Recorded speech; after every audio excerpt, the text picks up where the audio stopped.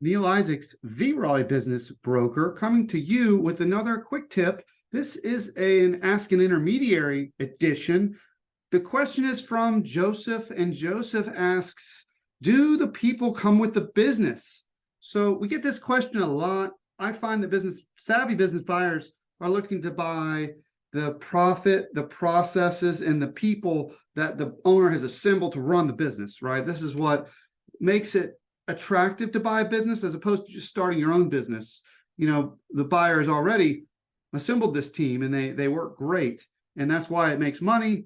And they have the secret sauce there, right? Those are Neal's famous 3 Ps. So do the people come with the business? Well, not necessarily, right?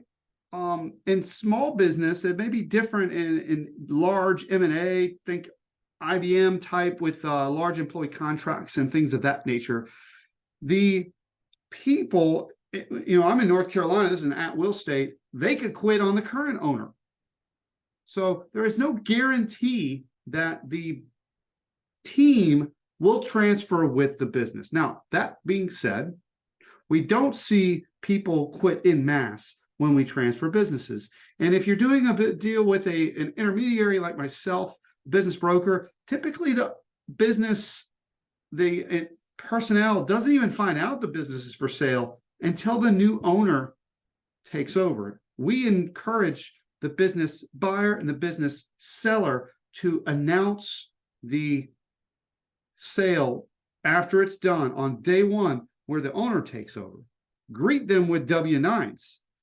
The worst thing to do, in my opinion, is to breach confidentiality, to let the team know that a new owner is coming in and let them fear if they'll have their jobs. What you want to do is have a chance to introduce the new owner side by side. If you ever watched The Prophet with Marcus Lemonis, I like that show. They do kind of an unveiling, and that is really how it should work, in my opinion. And the old owner and the new owner can greet the team and say, this is your new boss. I chose him or her because they're perfect to continue what I built. The new owner should say, I bought this team because I like you guys, even though we haven't met yet. I've learned a lot about you in this process.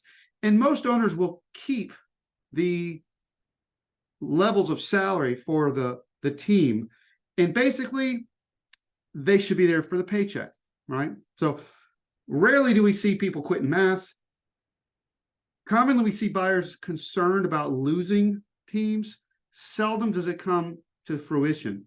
I will say this, if you're a business owner, you probably know 1 or 2 people on your team that either they should quit or you should fire them.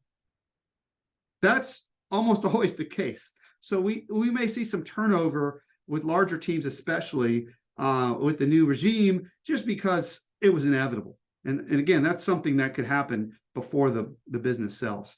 But this issue of do they have to work for me after the sale? No, they don't. And that's just not how business works. But it shouldn't be of a huge concern.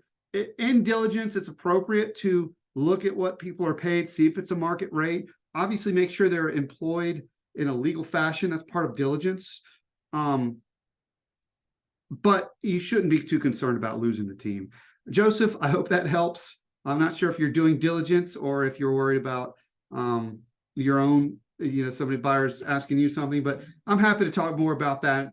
If you have a question like that, you can direct message me if it's specific to a deal, or you can put your comments and questions right down below, right on this channel, or you can find me on LinkedIn and connect. I'll have a one-on-one conversation with you. All conversations are confidential, deal specific. And then on this channel, we put it all out there so everyone can learn. I hope that was helpful. Thank you for asking that question, Joseph. Thank you for watching. Until next time, this is Neal Isaacs, the Raleigh Business Broker.